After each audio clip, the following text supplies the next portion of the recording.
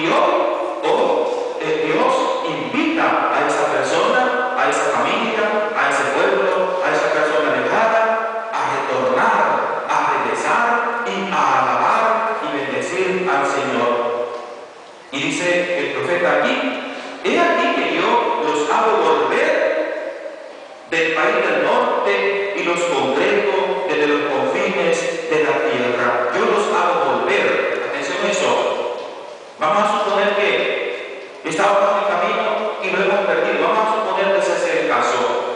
Vamos a suponer que adquirimos un compromiso. Vamos a suponer que está un esposo y que se casó y que últimamente ya no le siente gusto al matrimonio, ya no mucho, ya no aquello que te prometo serte fiel en las alegrías, en las tristezas, en la salud, en la enfermedad, amarte, respetarte, todo lo que te divina. Vamos a suponer que el esposo ya se le olvidó eso, o la esposa, y ha dejado la ventanita abierta y está como coqueteando con su mirada o con algún gesto a otra persona, y está el matrimonio allí un poquito como débil, como quien dice, pensando más en irse, en quedarse, pensando más en separarse, en abortar realmente la propia responsabilidad a la que se comprometió y la fidelidad a esa vocación. Vamos a suponer, o vamos a suponer que con una persona de algún modo tiene compromisos con la vida, tiene compromisos laborales, tiene compromisos con Dios, tiene compromisos con la iglesia, y que se siente aguada, se siente desmotivada, se siente desanimada. ¿Qué le dice el Señor ahora a esa persona? He aquí que yo te hago volver al país del norte y te congrego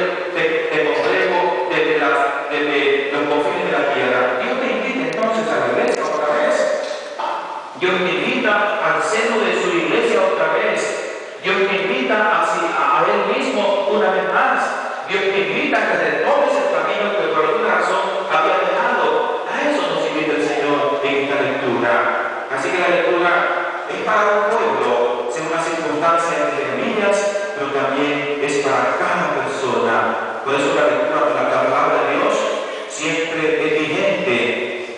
La palabra de Dios nunca pierde actualidad. Sí, siempre es vigente la palabra del Señor. Y sigue, dice: entre ellos viene el ciego, el cojo, la mujer encinta y la que acaba de dar a luz. ¿Qué significa la mención de este tipo de gente? Cojos, ciegos, mujer encinta, la que acaba de dar a luz. ¿Qué significa? Gente vulnerable significa, gente débil significa. Hermanos y hermanas, ¿cuántos somos débiles? ¿Cuántos somos vulnerables? Hermanos y hermanas, cuando no tenemos una idea fija de la vida, cuando somos inconstantes con las ideas, no olvidemos que podemos ser fortachones, podemos ser bien fuertes, podemos ir al gimnasio y ser bien esbelto, pero el corazón puede ser muy tierno, muy débil. El sentimiento en nosotros puede ser inconstante y cambiante. La capacidad de decidir, la capacidad de optar en nosotros puede hacer así bien voluble. De modo pues que el mencionar a estas personas significa la gente débil, la gente de pensamiento débil, que se deja llevar como una veleta y que va por aquí por allá y que no tiene una opción definida por la vida, una opción definida por lo que hace.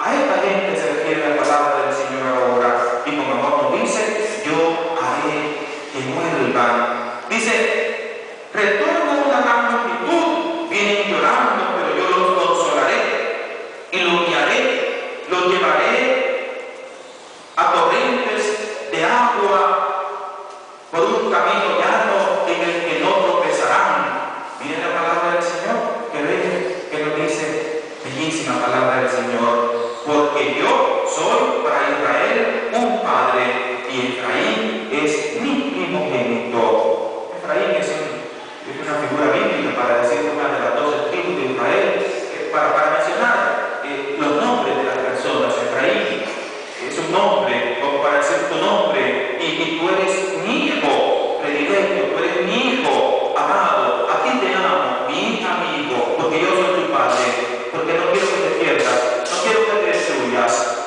Entonces el Señor dirige una palabra singular, una palabra personalizada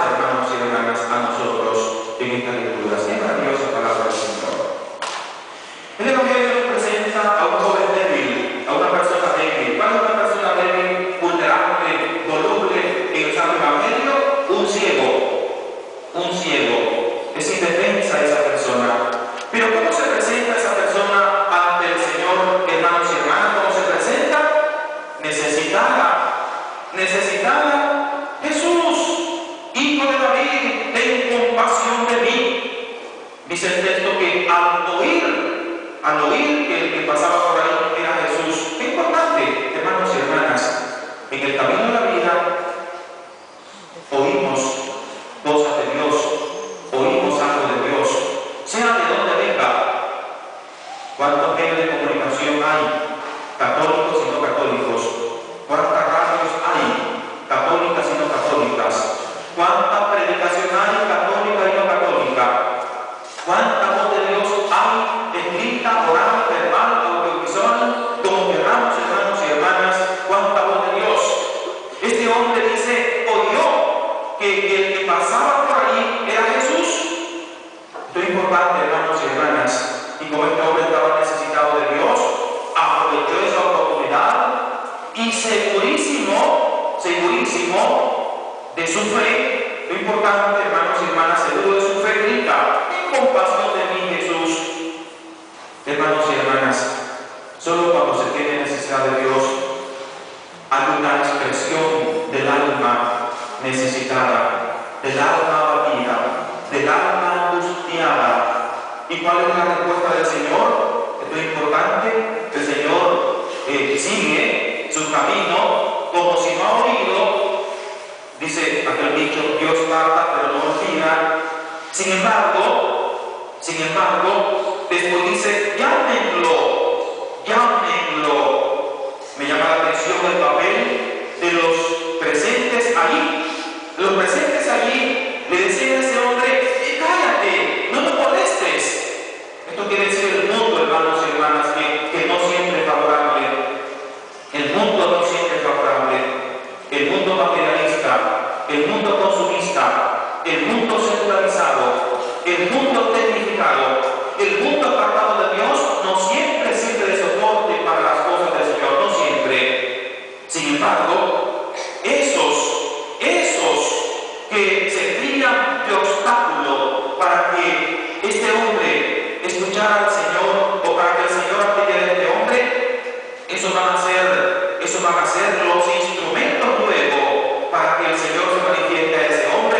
Y hoy, aquellos que eran los obstáculos y que le decían, cállate, hoy le dicen a ellos, levántate, ven, Él te llama.